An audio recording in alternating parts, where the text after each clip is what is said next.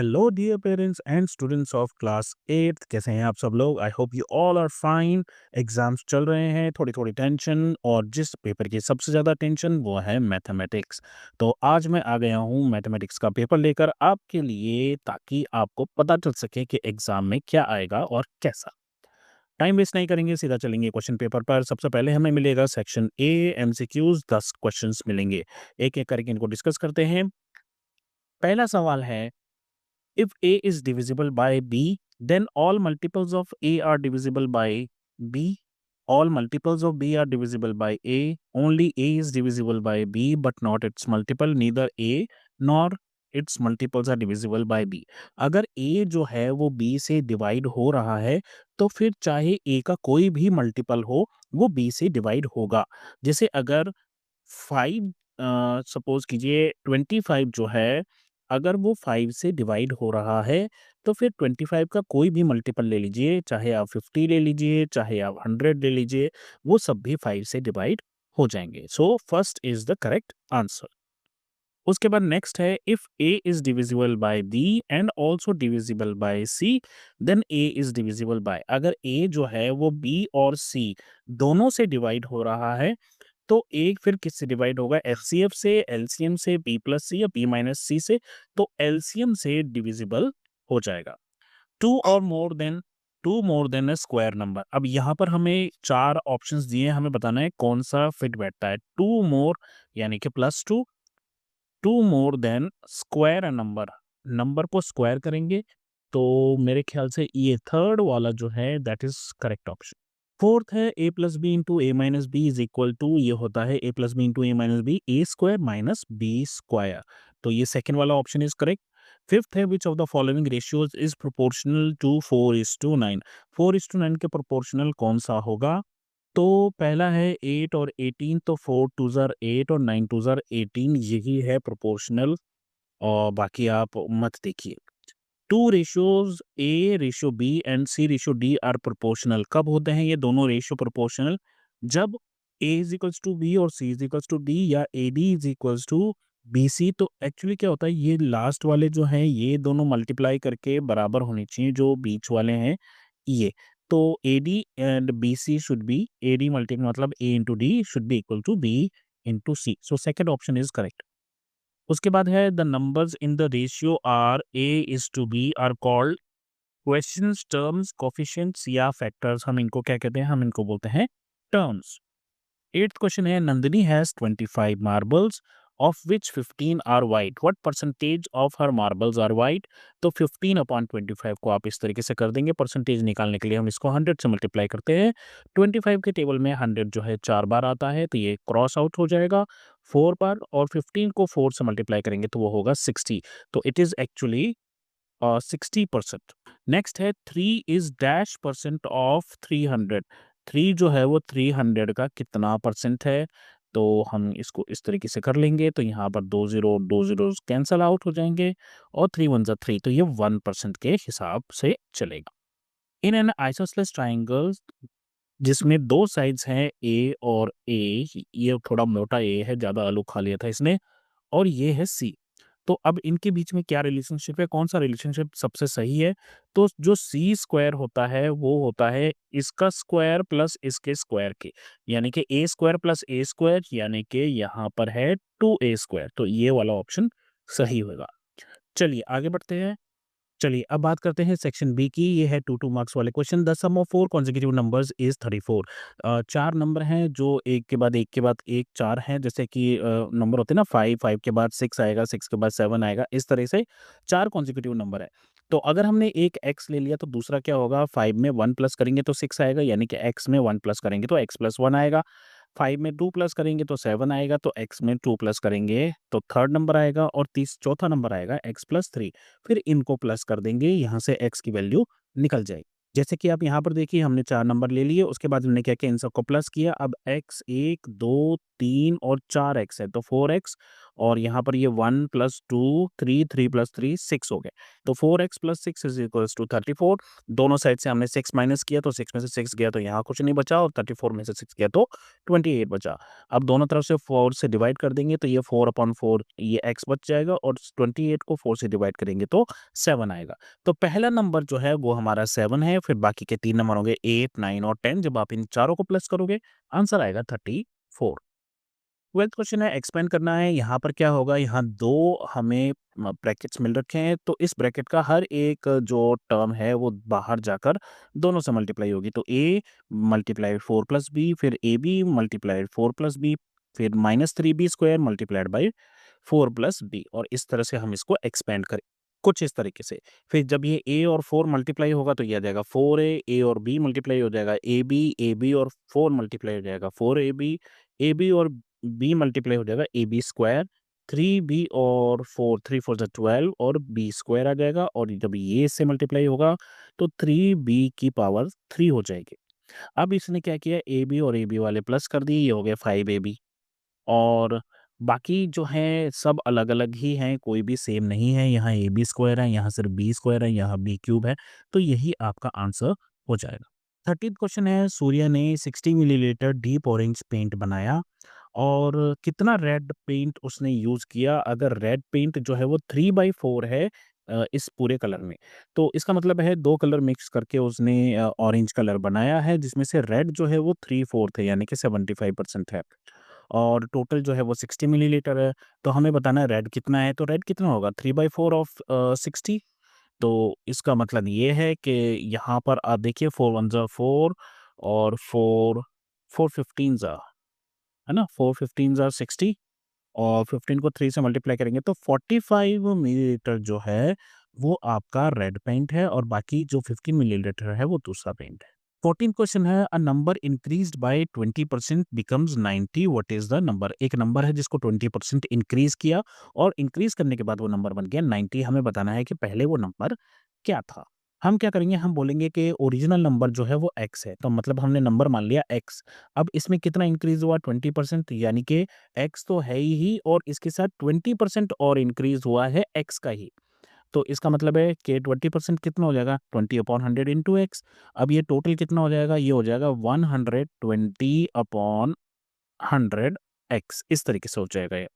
ठीक है, इसको जब हम करेंगे तो ये कितना आ जाएगा, ये 0 से 0 कट जाएगा, और ये 0 का 2 यहाँ 1.2 आएगा। तो ये इस तरीके से आया 1.2 एक्स। अब क्वेश्चन क्या कहता है कि 1.2 एक्स जो है वो 90 के बराबर है, यानी कि ये प्लस ये इज इक्वल्स टू 90 के बराबर है। तो अब हमने क्या किया, हमने यहाँ से एक्स की वैल्यू निकाल ली है, तो ये जो 1.2 यहाँ मल्टीप्लाई हो रहा था वहाँ जाके डिवाइड हो जाएगा। तो जब आप 90 को 1.2 से डिवाइड करोगे, 1.2 का मतलब हो गया, आप इसको सिंप्लीफाई भी कर सकते हो। सिंप्लीफाई करोगे तो कैसे हो जाएगा, जैसे आप इसको यहाँ पर देखिए, इसी को कर देते हैं तो ये हो जाएगा 6 टाइम्स, और ये हो जाएगा 5 टाइम्स, दोनों को 2 से हमने डिवाइड कर दिया, तो 1.2 को हम 6/5 भी लिख सकते हैं। तो फिर क्या हो जाएगा, यहाँ पर रह जाएगा आपका 6, और यहाँ पर आ जाएगा आपका 5। अब हम 6 का टेबल पढ़ेंगे 90 तक, तो ये हो जाएगा 15। 15 को 5 से मल्टीप्लाई करेंगे तो हो जाएगा 75। तो वो ओरिजिनल नंबर था 75, जिसको हमने 20% बढ़ाया तो वो अब हो गया है 90 के बराबर। इसी के साथ और में एक क्वेश्चन है, the price of 1 KG of rice was 38 इन 2024। 2024 में 38 रुपए किलो चावल थे, अब वो 42 रुपीज़ केजी हो गए, 42 रुपए। तो कितना इन्फ्लेशन हुआ है, कितनी महंगाई बढ़ी है? तो हमें ये पता है कि 38 था, 38 से 42 बढ़ गया, मतलब 4 रुपए बढ़ गया है। अब 4 रुपए जो बढ़ गया है वो क्या रेट है, उसको रेट को हम निकाल लेते हैं। तो रेट जो है वो हमेशा ओरिजिनल कॉस्ट प्राइस पे निकाला जाता है, पिछली प्राइस पे निकाला जाता है। तो यहाँ इंक्रीज़ तो आ गया 4, तो उस 4 को हमने 38 से डिवाइड करके उसके परसेंटेज निकाल लिया, तो ये आया लगभग 10.53% के आसपास इन्फ्लेशन है, जो कि बहुत ज़्यादा इन्फ्लेशन है, इतना इन्फ्लेशन नहीं होना चाहिए। 15th क्वेश्चन है, the hypotenuse of N isosceles right triangle. एक राइट ट्रायंगल है जो आइसोसेलेस है, और इसका हाइपोटेन्यूज जो है वो है 10। तो हमें ये बताना है कि ये दोनों साइड्स जो है ये कितनी है। अभी अगर आपको ऊपर याद हो तो हमने देखा था कि सी का स्क्वायर जो है वो होता है 2a² के, यानी कि 10 का जो स्क्वायर है वो बराबर हो जाएगा 2a स्क्वायर के। यहाँ से हम इसको निकालेंगे a की। तो इसका मतलब है 2a स्क्वायर किसके बराबर आ गया? 100 के बराबर। तो यहाँ से दोनों तरफ से 2 डिवाइड कर देते हैं, तो ये 2 और 2 कैंसिल, और 100 को 2 से डिवाइड करेंगे तो ये 50 हो जाएगा। तो a स्क्वायर किसके बराबर आ गया? 50। अब ये स्क्वायर वहाँ जाके स्क्वायर रूट बन जाएगा। तो ये कितना हो जाएगा? Under root 50। अंडर रूट 50 जो है, इसको अब आप कैसे लिख सकते हो? इसको आप लिख सकते हो 25 मल्टीप्लाई बाई 2। इस तरह से लिख सकते हो आप इसको। ऐसा मैंने क्यों किया? क्योंकि अंडर रूट 25 जो है उसकी वैल्यू आ जाएगी 5। हमें पता है, ये इसको थोड़ा-सा पोलियो हो गया है, माफ़ कीजिएगा दोस्तों। ये क्या हो रहा है ये मैं मैथ्स लिखते-लिखते और बंगाली क्यों लिखने लग गया? ओके, तो 25 का जो है अंडर रूट वो होता है 5 और पीछे बच गया रूट 2। तो इस तरीके से आपका जो आंसर आएगा वो आएगा 5 रूट 2। उसके बाद सेक्शन सी में दोस्तों यहाँ पर 3 मार्क्स वाले क्वेश्चन है। पहला क्वेश्चन है 16th, how many multiples are for 9 are there between 4300 and 4400। तो 4300 से लेके 4400 तक 9 के कितने मल्टीपल हैं वो हमें बताना है। यानी कितने नंबर जो है वो 9 से डिवाइड हो जाएंगे। तो हमने क्या किया, सबसे पहले 4300 को 9 से डिवाइड किया और ये आया 477.77, यानी कि ये पूरी तरह से डिवाइड नहीं हो रहा। तो इसका मतलब ये है कि अगर 477 से ही डिवाइड नहीं हो रहा तो 478 से ज़रूर होएगा। तो हमने क्या किया, 9 को 478 से मल्टीप्लाई किया तो ये आंसर आ गया 4302। तो इसका मतलब ये है 4302 9 से डिवाइड हो जाएगा। अगर ये डिवाइड हो रहा है, यही आपका पहला जो है मल्टीपल है। इसी तरीके से आप 4400 को डिवाइड करो 9 से, ये पूरी तरह से नहीं हो रहा, 488 पॉइंट समथिंग आ रहा है। तो इसका मतलब है कि ये जो है, हम 488 को 9 से मल्टीप्लाई करते हैं तो ये आंसर आया 4392। तो ये सबसे बड़ा नंबर है 4400 से पहले, जो कि 9 से डिवाइड होगा। अब आपको सबसे छोटा भी पता लग गया 4302 और सबसे बड़ा भी पता लग गया 4392। इनके बीच में जितने भी मल्टीपल्स होंगे 9 के, वो आपको पता लग जाएगा। 2 में 9 प्लस के 11, फिर 20, फिर 29, फिर 38, 38 में 9 प्लस के 47, फिर 56, 65। तो इस तरीके से आपके 11 टोटल मल्टीपल्स हैं 9 के। 17 क्वेश्चन है, यूज इधर अ सुटेबल आइडेंटिटी और distributive property to find each of the following product. तो या तो हमें आइडेंटिटी यूज करनी है या डिस्ट्रीब्यूटिव प्रॉपर्टी इस्तेमाल करनी है इन दोनों को सॉल्व करने के लिए। सेकंड वाला तो बहुत इजी है, a प्लस बी का होल स्क्वायर है सीधा सीधा। यहाँ पर हम इसको डिस्ट्रीब्यूट करके और मल्टीप्लाई करके आपको आंसर दिखा। तो हम पहले वाला लेंगे p-1 और p+1, ये दोनों मल्टीप्लाई हो रहे हैं। तो पहले जो है p इस पूरे ब्रैकेट से मल्टीप्लाई होगा तो p से p करेंगे तो p यानी कि p स्क्वायर हो गया, और p को 11 से करेंगे तो 11p हो जाएगा। अब -1 और p करेंगे तो -p हो जाएगा, और -11 को 11 को -1 से कर रहे हैं तो आंसर -11 आ जाएगा। ठीक है, तो अब क्या है, 11p में से एक p गया तो पीछे बचा 10p। ठीक, तो ये आपका सॉल्यूशन हो जाएगा। हालाँकि जब आप 9th क्लास में जाओगे तो ये एक क्वाड्रेटिक है, इसको आपको सॉल्व करना सिखाएँगे 9th क्लास में। अभी हम बात करेंगे यहाँ पर a प्लस बी का होल स्क्वायर देख लीजिए, तो a का स्क्वायर यानी कि 36 और x का स्क्वायर 36 x स्क्वायर। फिर b का स्क्वायर 5y का स्क्वायर, 5 का स्क्वायर 25 और y का स्क्वायर 25 y स्क्वायर। और क्या होता है 2ab, तो 2ab का मतलब है a और b को मल्टीप्लाई कर लो, 6 5 जा 30 और 2 से मल्टीप्लाई कर दो 60 हो गया, और x और y साथ में आ गए। तो इस तरह से हमने a प्लस बी का होल स्क्वायर इसको ओपन कर दिया। 18th क्वेश्चन क्या है, एक टैप है जो 15 सेकंड्स में एक मग को फिल करता है। कोई छोटा सा मग है, इसको फिल करने में ये 15 सेकंड का समय लगाता है, और इसका मग का वॉल्यूम है 500 ml, यानी कि आधा लीटर का है ये। How much time does the same tap take to fill a bucket of 10 litre capacity. अब देखिए इसकी कैपेसिटी कितनी है, आधा लीटर। ठीक है, तो आधा लीटर के हिसाब से 10 लीटर में कितने आधे-आधे लीटर होंगे? 1 लीटर में 2 आधे-आधे होंगे, तो 10 में कितने होंगे? 20। अब 1 मग में वो लगा रहा है 15 सेकंड, तो 20 में कितना लगाएगा? 15 इंटू 20 यानी कि 300 सेकंड। 300 सेकंड को आप चाहो तो मिनट में भी कन्वर्ट कर सकते हैं। तो इस तरीके से सॉल्व करना है इसको। मग का वॉल्यूम हमने बता दिया 500 मिलीलीटर, बकेट कितनी है? अब यहाँ पर इन्होंने 10 लीटर को मिलीलीटर में कन्वर्ट कर दिया, कोई बात नहीं, ठीक है, ऐसे भी चलेगा। तो नंबर ऑफ मग्स कितने आ गए? 10,000 को 500 से डिवाइड कर दिया, ये आ गए 20 मग्स। अब एक मग में 15 सेकंड लग रहे हैं तो 20 में कितना लगेगा? 20 इंटू 15 यानी कि 300 सेकेंड्स लग जाएंगे। इसी के साथ और में आपको मिला है I have 1 bucket of orange paint, एक बकेट में ऑरेंज पेंट है जो रेड और येलो पेंट मिलाकर बना था। रेड लिया था 3 पार्ट्स और येलो लिया 5 पार्ट्स और टोटल पार्ट्स इस बकेट के बन गए 8। यानी कि एक बकेट है जिसमें ऑरेंज पेंट है, राइट? इस ऑरेंज पेंट में 2 तरह के पेंट्स हैं, एक रेड और एक अ, जो है येलो। ये 3 पार्ट्स है, ये 5 पार्ट्स है, तो इस बकेट के टोटल पार्ट्स हो गए 8। अब वो ये क्या कह रहा है, I added another bucket of yellow paint. अब यहीं पर सबसे बड़ी जो है कन्फ्यूजन स्टार्ट हो जाता है। लोग सोचते हैं कि येलो जो है वो 5 है, तो दोबारा अगर हम ऐड करेंगे तो हम 5 लीटर ही ऐड करेंगे, जबकि उसने क्या कहा? उसने कहा बकेट। तो आप चाहे टीचर से पूछेंगे या किसी भी समझदार एआई से पूछेंगे, वो यही बताएगा आपको कि बकेट का मतलब होता है जितनी पिछली वाली बकेट है, उतनी ही दूसरी वाली बकेट होनी चाहिए। मैथमेटिक्स का रूल ये कहता है। तो इसका मतलब ये है उसने दोबारा जो येलो वाली ली है, उसमें टोटल पार्ट्स कितने होने चाहिए जितने पार्ट्स यहाँ थे। यहाँ कितने पार्ट्स थे? 8। तो इसमें येलो के 8 पार्ट्स हो गए, ठीक है? तो अब जो है टोटल पार्ट्स कितने हो गए? रेड के टोटल पार्ट्स हो गए 3 और येलो के टोटल पार्ट्स कितने हो गए? 5 यहाँ और 8 यहाँ, यानी कि 13। तो रेशियो क्या हो गया? Red to yellow, red to yellow आपका रेशियो हो जाएगा 3:30। तो ये आपका आंसर आना चाहिए। अब कोई भी कमेंट डालने से पहले सर इसका आंसर ये था, इसका आंसर वो था, सर आपने ये गलत कर दिया है, प्लीज़ थोड़ा-सा रिसर्च करें उसके बाद कमेंट करें। नहीं। रहा सवाल इसको लिखना कैसे है, तो आप इस तरीके से इसको आंसर लिख सकते हो। Original ratio 3:5 assuming 3 red litre red और 5 yellow, 1 bucket 8 litre total same size. तो नया क्या हो जाएगा? रेड तो उतना ही रह गया, येलो हो गया 13, तो रेशियो हो जाएगा आपका 3:30।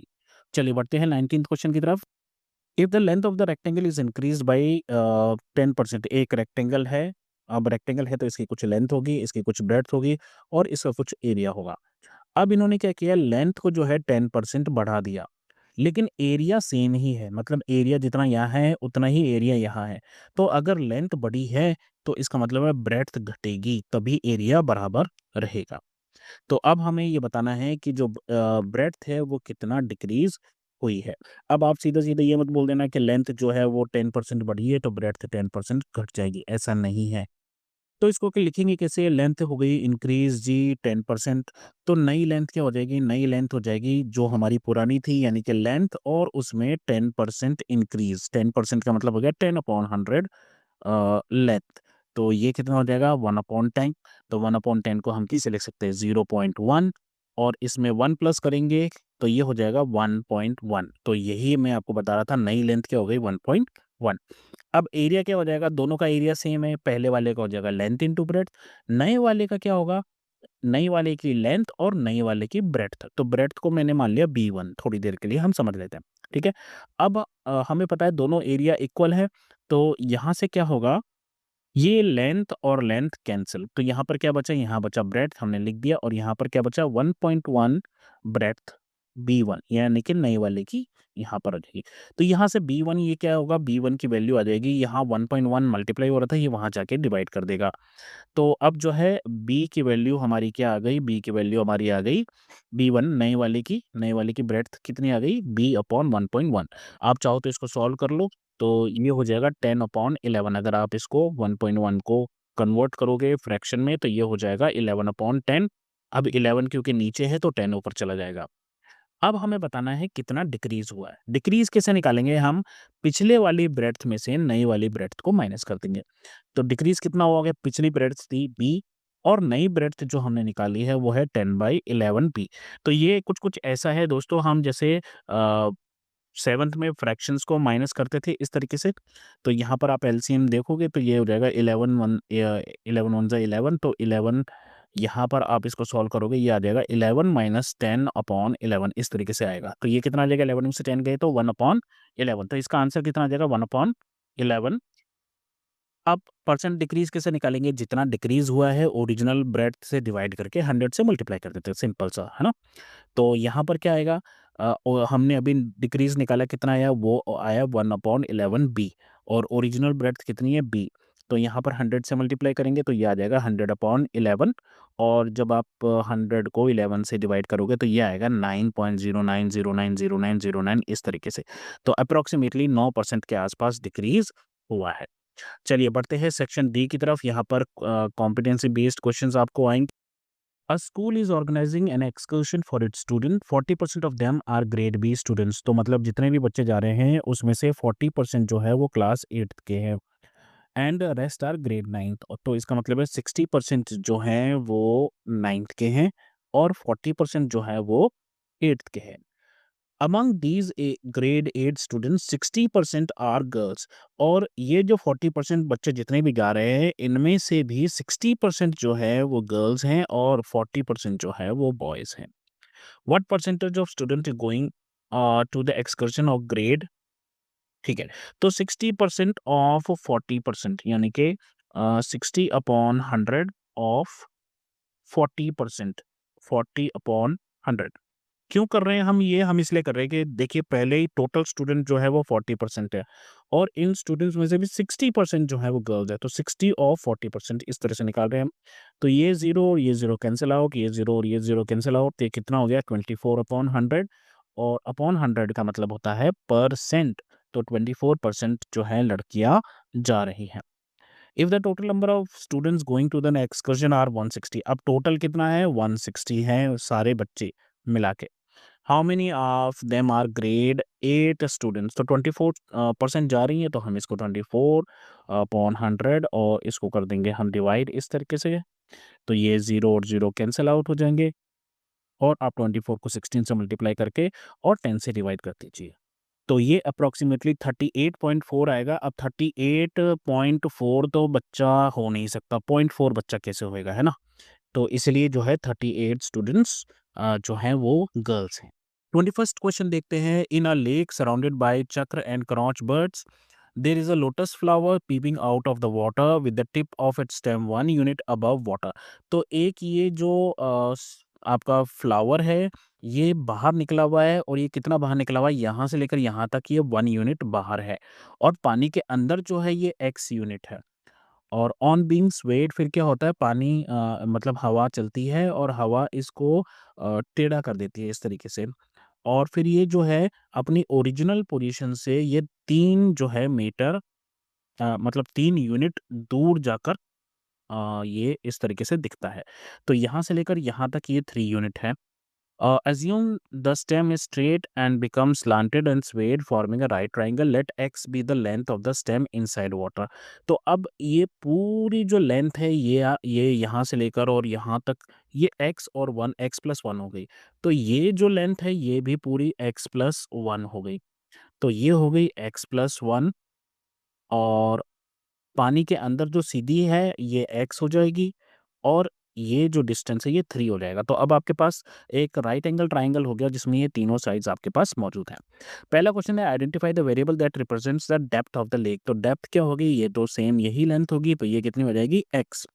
Right the Pythagoras based equation. तो यहाँ पर क्या है, हाइपोटेन्यूज ये है, तो आपकी इक्वेशन बनेगी कि हाइपोटेन्यूज स्क्वायर यानी कि x+1 का स्क्वायर इज इक्वल टू, यहाँ पर आपका बनेगा एक्स स्क्वायर प्लस बेस का स्क्वायर यानी कि 3 का स्क्वायर। अब आपको इसमें क्या कहा गया, सॉल्व द इक्वेशन। तो इस इक्वेशन को सॉल्व कर लीजिए। यहाँ पर देखिए, यहाँ पर ये एक a प्लस बी का होल स्क्वायर है, तो ये बन जाएगा एक्स का स्क्वायर प्लस 1 का स्क्वायर 1 और 2 इंटू ए बी, तो यानी कि 2x यहाँ पर आ जाएगा। और इसी तरीके से ये यहाँ पर हो जाएगा एक्स स्क्वायर, और यहाँ बन जाएगा ये 3 का स्क्वायर यानी कि 9। तो अब ये एक्स स्क्वायर और एक्स स्क्वायर कैंसिल आउट हो गए, तो यहाँ पर आपके क्या बना, यहाँ आपका बन रहा 2x को हम इसी तरफ रखेंगे, तो ये जो 1 है यहाँ प्लस हो रहा है, वहाँ जाके माइनस हो जाएगा, 9 में से 1 गए तो पीछे बचेगा 8, और x की वैल्यू जो है वो आपकी आ जाएगी 8 डिवाइडेड बाई 2 यानी कि 4। तो x की वैल्यू कितनी आ गई, 4।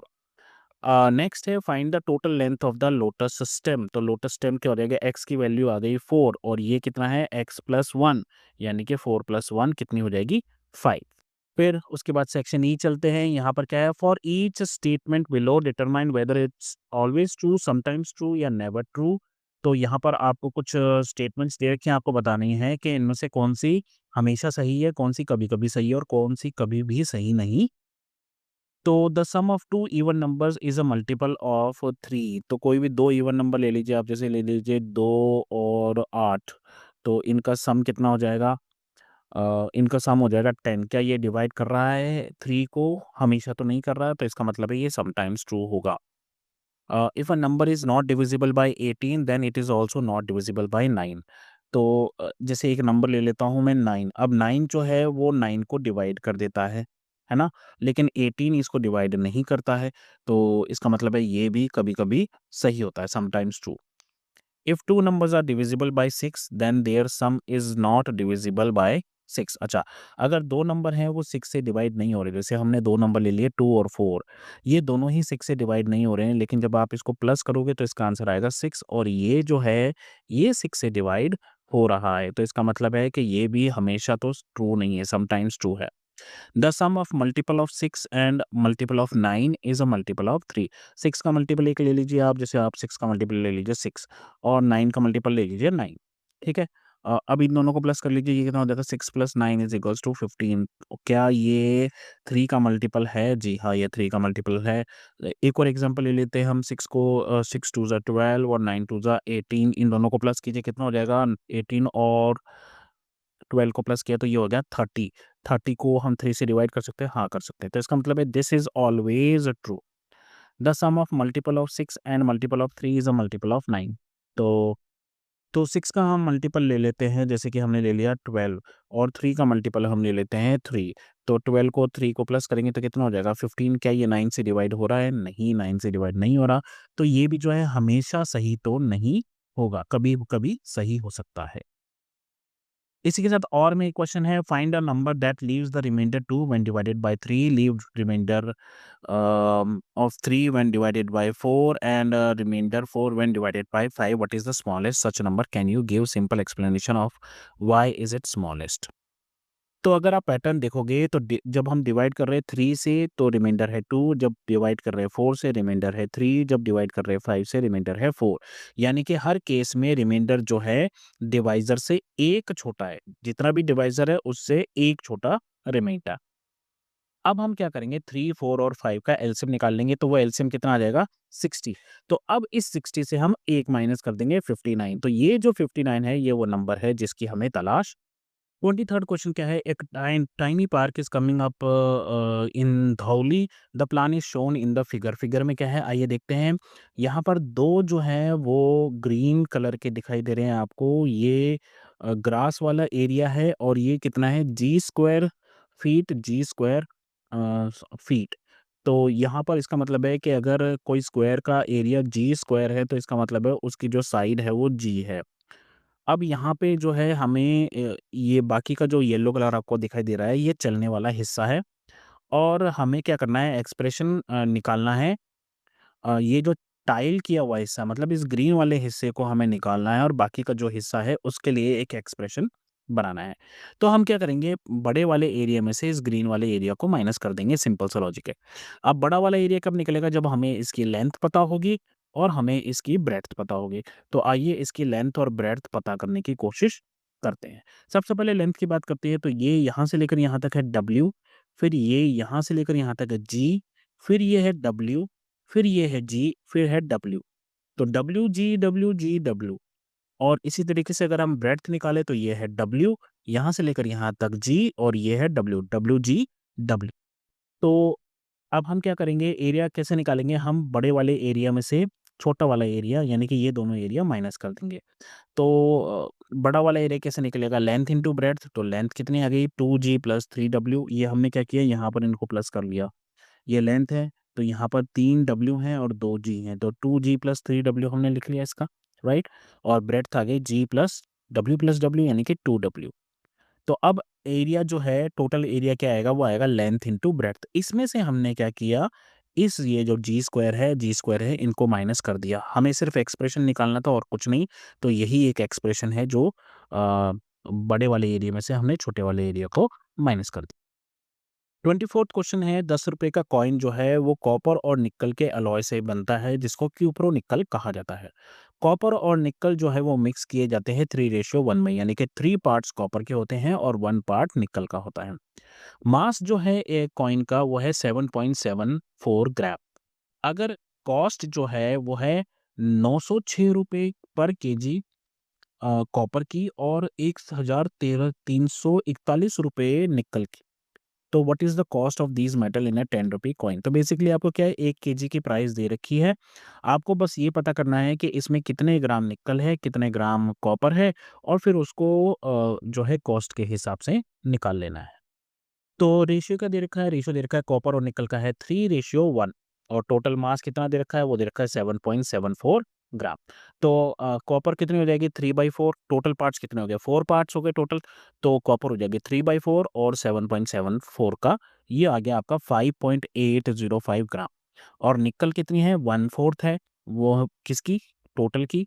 तो 7.74 का 1/4 निकाल लेंगे, ये आ जाएगा 1.935 ग्राम। अब आपको पता है कॉपर कितना है, आपको पता है निकल कितना है। हम क्या करेंगे, हम इसको किलोग्राम में कन्वर्ट कर देंगे क्योंकि पैसा जो है हमें किलोग्राम में दे रखा है। तो किसी भी ग्राम को किलोग्राम में कन्वर्ट करने के लिए हम क्या करते हैं, हम उसको 1000 से डिवाइड कर देते हैं। तो वो किलोग्राम में बदल जाता है। तो यहाँ पर हमने क्या किया, इसको 1000 से डिवाइड किया तो हमारा आंसर आया 0.005805 केजी और निकल का आया 0.001935। अब हम कॉस्ट निकालेंगे तो हम क्या करेंगे, कॉपर को हम मल्टीप्लाई कर देंगे 906 से, जैसे यहाँ कर रखा है हमने, आंसर आया 5 रुपए 26 पैसे और निकल को 13141 को इससे मल्टीप्लाई कर देंगे, आंसर आया 2.59। तो जो हमारी जो एक्चुअल अ, पैसा लगा वो कितना लगा, इन दोनों को हम प्लस कर देंगे तो 7 रुपए 85 पैसे अप्रॉक्स लगा। इसी के साथ और में एक क्वेश्चन है, आपको ये कह रहा है एक ट्रैक्टर है जो किसी खेत को जोत सकता है 4 टाइम्स फास्टर देन ऑक्सन। तो मतलब बैलों के मुकाबले 4 गुना तेजी से एक ट्रैक्टर जो है फील्ड को प्लो कर सकता है। एक फार्मर है जिसके पास 20 एकड़ की जो है लैंड है और इस 20 एकड़ के लैंड को वो क्या करता है, इससे अपने खेत जुतवाता है, किससे? ऑक्सन से। अब 1 एकड़ के लिए 6 घंटे ले रहे हैं ये दोनों बैल, ठीक है? तो अब हमें बताना है कि how much time would it take farmer to use pair of oxen, पूरे उसके लिए कितना टाइम लगेगा और अगर ट्रैक्टर लेगा तो वो कितना जो है टाइम। तो ये बहुत सिंपल है, देखिए ऑक्शन क्या है, 1 एकड़ के लिए 6 घंटे ले रहा है तो 20 एकड़ के लिए वो कितने लेगा, 20 into 6 यानी कि 120 आवर्स, 120 घंटे जो हैं वो बैल लेंगे। अब हमें पता है जो ट्रैक्टर है वो 4 गुना कम लेगा इससे, तो हम 4 से डिवाइड कर देंगे तो कितना आंसर आएगा, 30 आवर्स। तो ट्रैक्टर जो है वो 30 आवर्स में ये काम कर देगा। 25th क्वेश्चन है, find the diagonal of a square with side of length 5 centimetre. जैसे कि मैंने यहाँ स्क्वायर बना रखा है तो ये साइड भी 5 है, ये साइड भी 5 है, ये आपको निकालना है। तो ये ध्यान दीजिए, अभी हमने देखा था कुछ-कुछ ये एक आइसोसेलेस ट्रायंगल बन गया, ठीक है? और हमने देखा था कि ये किसके बराबर होता है, C square is equals to A square plus A square, हमने यही देखा था। या फिर हमने क्या देखा था कि सी जो है वो किसके बराबर आ जाएगा, वो आ जाएगा 2a स्क्वायर का अंडर रूट। ये हमने फॉर्मूले से देखा था। तो सी की वैल्यू क्या आ जाएगी? सी की वैल्यू आ जाएगी अंडर रूट 2 की जगह 2 ही आ जाएगा और ए स्क्वायर कितना हो जाएगा, 25। तो 25 का मतलब ये हो गया कि ये जो है 25 का स्क्वायर रूट तो 5 के बराबर होता है और ये रूट 2 ही रह जाएगा। तो आपका जो डायगोनल है उसकी वैल्यू आ जाएगी 5√2। तो यहाँ पर मैंने यहाँ लिख भी दिया है 5√2। इसी का बी पार्ट है, find the side of length of the rhombus. एक रोम्बस है इस तरीके से बना हुआ है, इसका एक डायगोनल जो है वो 24 है और दूसरा डायगोनल जो है वो 70 यूनिट है। अब होता क्या है कि जो आपके डायगोनल्स होते हैं रोम्बस के वो एक दूसरे को परपेंडिकुलरली बाइसेक्ट करते हैं, यानी कि ये वाला पोर्शन और ये वाला पोर्शन इक्वल होगा और ये पोर्शन और ये पोर्शन इक्वल होगा। अब ये पूरी लेंथ 24 है तो ये आधी कितनी हो जाएगी, ये आधी हो जाएगी 12। तो इसका मतलब है ये वाली जो लेंथ है ये 12 हो गई और इसी तरीके से ये वाली लेंथ जो है ये 35 हो जाएगी, ठीक। अब आपसे पूछा है आपको ये निकालना है तो ये एक हाइपोटेन्यूज वाला केस बन गया। तो हाइपोटेन्यूज का स्क्वायर इज इक्वल्स टू 12 का स्क्वायर प्लस 35 का तो साइड स्क्वायर कितना हो जाएगा, 12 का स्क्वायर हो जाएगा 144, 35 का स्क्वायर हो जाएगा 1225, दोनों को प्लस किया ये हो गया 1369। अब ये जो है ये 37 का स्क्वायर रूट स्क्वायर हो, तो इसका मतलब है कि वो जो हमने अभी डायग्राम बनाई कि उसमें रोम्बस में जो साइड है वो 37 यूनिट होनी चाहिए। तो दोस्तों अभी के लिए बस इतना ही। वीडियो थोड़ा-सा लंबा हो गया लेकिन समझाने के लिए ये ज़रूरी था। तो अभी के लिए बस इतना ही। अपना ध्यान रखिए, मम्मी-पापा का कहना मानिए और जब भी कोई प्रॉब्लम हो तो नॉक कीजिए और बोलिए हेलो अध्यापक, take care, bye bye, have fun.